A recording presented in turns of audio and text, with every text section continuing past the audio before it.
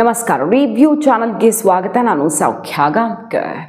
ರಾಷ್ಟ್ರ ರಾಜಕಾರಣದಲ್ಲಿ ಹೀಗೂ ಒಂದು ಡೆವಲಪ್ಮೆಂಟ್ ಆಗಬಹುದಾ? ಈಗ ಅತಿ ದೊಡ್ಡ ಪಕ್ಷ ಓವರಾಲ್ BJP ಬಿಟ್ಟರೆ ಕಾಂಗ್ರೆಸ್ ಬಿಟ್ಟರೆ SP, ಈ ರೀತಿ ಇದೆಯಲ್ಲ ಲೋಕಸಭಾ MP ಸೀಟ್ಸ್ ಗೆದ್ದಿರೋದ್ರಲ್ಲಿ.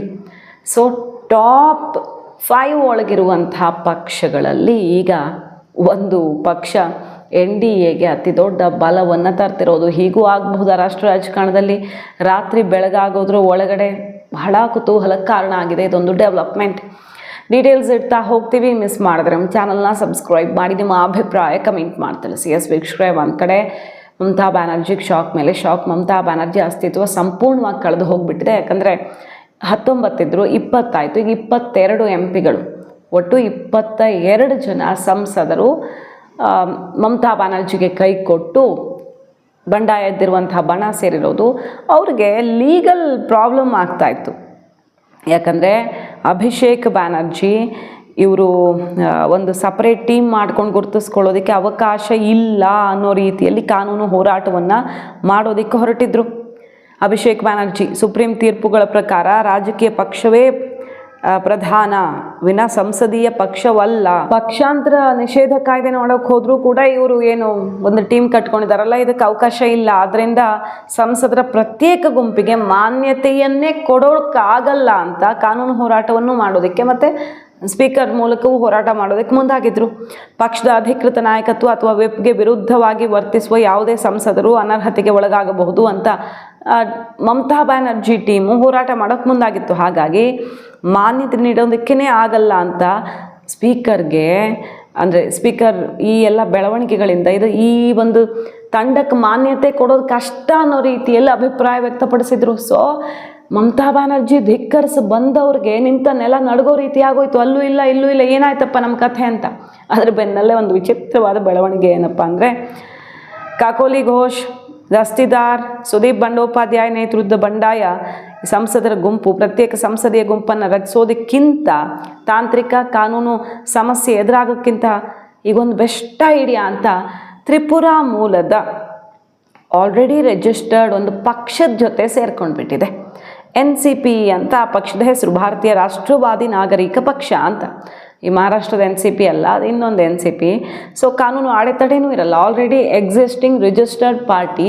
ಇವ್ರ ಜೊತೆ ಹೋಗಿ ಮರ್ಜ್ ಆಗಿಬಿಟ್ರೆ ನಾವು ಯಾವುದೇ ಸಮಸ್ಯೆಯನ್ನು ಎದುರಿಸಬೇಕಾಗಿಲ್ಲ. 2/3 ನಂಬರಲ್ಲಿ 28 ಜನ MPಗಳಿದ್ದದ್ರಲ್ಲಿ ಈಗ 22 ಆಗಿಬಿಟ್ಟಿದೆ. ಇಷ್ಟು ಜನ ಹೋಗಿ NCP ಸೇರ್ಕೊಳ್ತಿರೋದ್ರಿಂದ ಏನೂ ಪ್ರಾಬ್ಲಮ್ ಉಳ್ಕೊಂಡಿಲ್ಲ. ಸೊ ಸ್ಪೀಕರ್ ಮಾನ್ಯತೆ ಕೊಡೋಕ್ಕಾಗಲ್ಲ ಅಂತ ಅಪಸ್ವರ ತೆಗಿತಿದ್ದಂಗೆ TMC ಬಂಡೆದ್ದಂಥ ಸಂಸದರು ಈಗ ಒಂದು ಅಚ್ಚರಿಯ ದಾರಿಯನ್ನು ಹುಡುಕೊಂಡಿದ್ದಾರೆ. ಹಾಗಾಗಿ ಈಗ ಪಕ್ಷದ ಮಾನ್ಯತೆ ಕೂಡ ಸಿಗೋದಕ್ಕೆ ಸುಲಭ ಆಗಿದೆ. ಸ್ಪೀಕರ್ಗೆ 22 ಸಂಸದರು ಕೂಡ ಬರೀತಾ ಇದ್ದಾರೆ. ವಿಚಿತ್ರ ಅಂದರೆ ನಿನ್ನೆ ತನಕ ಈ ಪಕ್ಷ ಯಾವುದು ಅಂತ ಯಾರಿಗೂ ಗೊತ್ತಿಲ್ಲ. ಪವನ್ ಕುಮಾರ್ ಅಂತ ಸ್ಥಾಪನೆ ಮಾಡಿರೋದು, ತ್ರಿಪುರಾದ ಒಬ್ಬರು ಮಾಜಿ ಮಿನಿಸ್ಟರ್ ಅವರು. ಸೊ ಅವರ ಪಕ್ಷ ಒಂದು 800-900 ಓಟ್ ಕೂಡ ತೊಗೊಂಡಿರಲಿಲ್ಲ ಕಳೆದ ಎಲೆಕ್ಷನ್ನಲ್ಲಿ. 2020ರಲ್ಲಿ 6 ವರ್ಷಗಳ ಹಿಂದೆ ಪಕ್ಷ ಕಟ್ಟಿದ್ರು. ಪಕ್ಷದ ಫಂಡ್ ಎಷ್ಟಿತ್ತು ಗೊತ್ತಾ? 1 ಲಕ್ಷ ಏನೋ ಇತ್ತು ಅಷ್ಟೇ. ಕಳೆದ ವರ್ಷ ಯಾರೋ 1 ಲಕ್ಷ ಫಂಡ್ ಡೊನೇಟ್ ಮಾಡಿದರು. ಇಷ್ಟು ಬಿಟ್ಟರೆ ಇನ್ನೇನೂ ಇಲ್ಲ ಆ ಪಕ್ಷಕ್ಕೆ.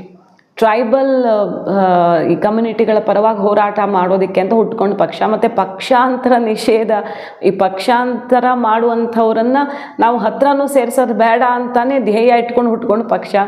ಈಗ ಈ ಪಕ್ಷಾಂತರಿಗಳನ್ನೇ ಸೇರಿಸ್ಕೊಂಡು ರಾತ್ರೋರಾತ್ರಿ 20 MPಗಳು, 20 ಅಲ್ಲ 22 ಆಗ್ತಿದ್ದಾರೆ. 22-25 ಆಗ್ಬೋದು. 25 MPಗಳ ಒಂದು ಪಕ್ಷ ಆಗುತ್ತೆ ಅಂದರೆ NDA ತೆಕ್ಕೆಗೆ ಬಿದ್ದಿದೆ ಈಗ NCP. ಸೊ ಏನಾಯಿತು ಕತೆ? ಈಗ ಇವರು ಲಾರ್ಜೆಸ್ಟ್ ಇನ್ NDA, BJP ಬಿಟ್ಟರೆ. BJP ಮೊದಲ ಲಾರ್ಜೆಸ್ಟ್ ಪಾರ್ಟಿ, ಸೆಕೆಂಡ್ ಲಾರ್ಜೆಸ್ಟೇ ಇವರು, ಯಾರು? NCP. ಹಾಗಾಗಿ ಇದ್ದಕ್ಕಿದ್ದಂತೆ ರಾಷ್ಟ್ರ ರಾಜಕಾರಣದಲ್ಲಿ ಏಕಾಏಕಿ ಅತಿ ದೊಡ್ಡ ಪಕ್ಷ ಒಂದು, ಅಂದರೆ ಇರೋರ ಪೈಕಿ ಬೇರೆ ಪಕ್ಷಗಳು ಕಂಪೇರ್ ಮಾಡಿದ್ರೆ TDP, ಇವರು JDU ಎಲ್ಲರಿಗಿಂತ, ಚಂದ್ರಬಾಬು ನಾಯ್ಡುಗಿಂತನೂ ಹೆಚ್ಚು ಸೀಟ್ಸನ್ನು ಈಗ ಈ NCP ಹೊಂದಿದೆ. ಚಂದ್ರಬಾಬು ನಾಯ್ಡುನೇ ಅಲ್ಲಿ ಕಿಂಗ್ ಮೇಕರ್ ಆಗಿದ್ರು ಒಂದು ರೀತಿಯಲ್ಲಿ, ಅವರೇ ಆಧಾರ ಸ್ತಂಭ ಆಗಿದ್ರು ನರೇಂದ್ರ ಮೋದಿ ಅವ್ರಿಗೆ. ಚಂದ್ರಬಾಬು ನಾಯ್ಡು ಏನಾದರೂ ಶೇಕ್ ಮಾಡ್ತಾರ ಮೈತ್ರಿನ ಅನ್ನೋ ರೀತಿಯಲ್ಲಿ ಟೆನ್ಷನ್ ಇತ್ತು. ಆಂಧ್ರಾಗೆ ಮೊಗದು ಫಂಡು ಅದು ಇದು ಕೊಡಬೇಕಾಗಿ ಬಂತು. ಬಜೆಟಲ್ಲಿ ಬಹುಪಾಲು ಆಂಧ್ರಾಗೆ ಇರುತ್ತೆ, ಬಿಹಾರಕ್ಕೆ ಇರುತ್ತೆ ಅನ್ನುವಂಥ ಅಪಸ್ವರ ಕೇಳಿಬಂತು. ಸೊ ಎಷ್ಟೇ ನರೇಂದ್ರ ಮೋದಿ ನಾಯಕತ್ವ ಗಟ್ಟಿರೋದ್ರಿಂದ ಅವ್ರು ಸೈಲೆಂಟ್ ಆಗಿದ್ದಾರೆ ಅನ್ಸಿದ್ರು ಕೂಡ ಸ್ವಲ್ಪ ಬಾರ್ಗೇನಿಂಗ್ ಪವರು, ಡಿಮ್ಯಾಂಡ್ ಮಾಡೋ ಪವರ್ ಜಾಸ್ತಿ ಇತ್ತು. ಈಗ ಅಲ್ಲೂ ಕೂಡ ಮಾಸ್ಟರ್ ಸ್ಟ್ರೋಕ್ ಅಂತ ಅನ್ನಿಸ್ತಿದೆ. ಇದು NCP ಅನ್ನೋ ಪಕ್ಷ ರಾತ್ರೋರಾತ್ರಿ 20+ ಸೀಟ್ಸು 25 ತನಕ ಹೋಗಬಹುದು ಅಷ್ಟು ಸ್ಥಾನಗಳನ್ನು ಪಡ್ಕೊಂಡು ಸೆಕೆಂಡ್ ಲಾರ್ಜೆಸ್ಟ್ ಪಾರ್ಟಿ NDA ಆಗ್ತಿದೆ ಅಂದರೆ ಹೇಗೆ ಬೇಕಾದರೂ ಆಗಬಹುದು ರಾಷ್ಟ್ರ ರಾಜಕಾರಣ ಅಂತ ಆಯಿತು. हमारा जो AITC के सांसद थे उनमें से 2/3 20 जन हमने अलग से बैठने का चिट्ठी दिया स्पीकर साहब को, और हमारे जो सांसद है हम 20 अभी नेशनलिस्ट सिटीजन पार्टी के साथ हम लोग मर्ज करके NDA के साथ काम करेंगे, प्रधानमंत्री नरेंद्र मोदी जी के, हमारे अमित शाह जी के नेतृत्व में. ಸೊ ಈಗ 2/3 ಮೆಜಾರಿಟಿ ರೀಚ್ ಆಯ್ತಾ BJP ರಾಜ್ಯಸಭೆಯಲ್ಲಿ ಹತ್ತತ್ರ ಆಗ್ತಾ ಇದೆ. ಈಗ ಆಯ್ಕೆ ಆಗೋರೆಲ್ಲ ಇದ್ದಾರಲ್ಲ, ಈಗ ಎಲೆಕ್ಷನ್ ಇದೆಯಲ್ಲ ಅದೆಲ್ಲ ನಂಬರ್ ಸೇರಿಸಿದ್ರೆ ಮತ್ತು ಈ ಆಪ್ರೇಷನ್ನು ಮತ್ತೊಂದು ಎಲ್ಲ ಸೇರಿಸಿದ್ರೆ ಬಹುತೇಕ 163 ಅಲ್ದಿದ್ರು 154ಕ್ಕೆ ಸದ್ಯಕ್ಕೆ ಹೋಗಿ ನಿಲ್ಲತ್ತೆ. ಇನ್ನು ಆಪ್ರೇಷನ್ ಏನೇನು ಕಾದಿದೆಯೋ ಗೊತ್ತಿಲ್ವಲ್ಲ. ಸೊ 9 ಸದಸ್ಯರ ಕೊರತೆ ಮಾತ್ರ ಇರುತ್ತೆ. 2/3 ಮೆಜಾರಿಟಿನೇ ರೀಚ್ ಆಗಿಬಿಡುತ್ತೆ ರಾಜ್ಯಸಭೆಯಲ್ಲಿ. ಬಟ್ ಲೋಕಸಭೆಯಲ್ಲಿ ಸ್ವಲ್ಪ ಕಷ್ಟ, 314ಕ್ಕೆ ಮಾತ್ರ ಇರುತ್ತೆ. 2/3 ಅಂದ್ರಲ್ಲಿ 363 ಬೇಕು.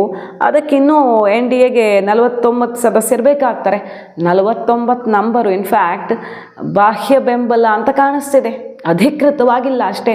ಸೊ ಆಲ್ಮೋಸ್ಟ್ NDA ಎರಡೂ ಕಡೆ 2/3 ಮೆಜಾರಿಟಿಗೆ ಏನೇನು ಬೇಕೋ ಅದನ್ನು ಯಶಸ್ವಿಯಾಗಿ ಮಾಡಿದಂತೆ ಕಾಣಿಸ್ತಿದೆ. ಮುಂಬರುವಂಥ ಅಧಿವೇಶನದ ಹೊತ್ತಿಗೆ NDA ಯಾವ ಕ್ರಾಂತಿ ಐತಿಹಾಸಿಕ ಹೆಜ್ಜೆ ಇಡುತ್ತೆ ನೋಡಬೇಕು. ಈಗ ನೋಡಿ, ಕಾಂಗ್ರೆಸ್ ವಿರುದ್ಧ DMK ವಿವಿಧ ಪಕ್ಷಗಳು ಮುಗಿಬಿದ್ದಿದ್ದಾರೆ. ಈಗ ಶುರು ಮಾಡಿದ್ದಾರೆ ಇವರು ಮೈತ್ರಿಯಲ್ಲಿ ತಮ್ಮ ಇಂಡಿ ಕೂಟದ ಮಿತ್ರ ಪಕ್ಷಗಳಲ್ಲಿ ಅಪಸ್ವರ ಎದ್ದಿದೆ, ವಿಷ ಸೃಷ್ಟಿಯಾಗಿದೆ ಅಂತಲ್ಲ. ವಿಷ ಸೃಷ್ಟಿ ಮಾಡಿದ್ಯಾರು? ಪ್ರತಿಪಕ್ಷಗಳೇ ವಿಷ ಕಕ್ಕಿದ್ವು ಅಂದರೆ ಕಡ್ದವ್ರು ಯಾರು? ಕಥೆ ಗೊತ್ತಾ ಅಂತ ಶಿವನ ಎಕ್ಸಾಂಪಲ್ ಕೊಟ್ಟು, ಶಿವ ವಿಷ ನುಂಗಿದ್ದು ಎಕ್ಸಾಂಪಲ್ ಕೊಟ್ಟು, ಕಡ್ದಿದ್ದೆ ಕಾಂಗ್ರೆಸ್ಸಲ್ಲಿ ವಿಷ ಹುಟ್ಟಾಕಿದ್ದೆ, ಪ್ರತಿಪಕ್ಷಗಳಲ್ಲಿ ವಿಷವನ್ನು ಹುಟ್ಟಿಸಿದ್ದೆ, ಅಂತರ ಸೃಷ್ಟಿಯಾಗೋ ರೀತಿಯಲ್ಲಿ ಒಡೆದು ಹೋಗೋ ರೀತಿ ಮಾಡಿದ್ದೆ ಕಾಂಗ್ರೆಸ್ ಅನ್ನುವಂಥ ಆಕ್ರೋಶ ಸಿಡಿದಿದೆ ಈಗ ರಾಹುಲ್ ಗಾಂಧಿ ವಿರುದ್ಧ. ಎಲ್ಲ ಚಿಕ್ಕ ಚಿಕ್ಕ ಪ್ರಾದೇಶಿಕ ಪಕ್ಷಗಳ ಮೇಲೆ ಇವರು ಅವ್ರನ್ನೆಲ್ಲ ಸಮಾಧಿ ಮಾಡಿ ಇವರೂ ಬದುಕೋದಕ್ಕಾಗದೆ ಪೂರ್ತಿ ವ್ಯವಸ್ಥೆಯನ್ನೇ, ಪ್ರತಿಪಕ್ಷಗಳ ಶಕ್ತಿಯನ್ನೇ ಕಾಂಗ್ರೆಸ್ ಹೀರಿಬಿಟ್ಟಿದೆ ಅನ್ನುವ ಆಕ್ರೋಶವೇ ಸಿಡಿದಿದೆ. ಮಾಹಿತಿ ಇಷ್ಟ ಆಗಿದ್ರೆ ಮಿಸ್ ಮಾಡಿದ್ರೆ ನಮ್ಮ ಚಾನಲ್ನ ಸಬ್ಸ್ಕ್ರೈಬ್ ಮಾಡಿ, ನಿಮ್ಮ ಅಭಿಪ್ರಾಯ ಕಮೆಂಟ್ ಮಾಡಿ ತಿಳಿಸಿ. Thank you.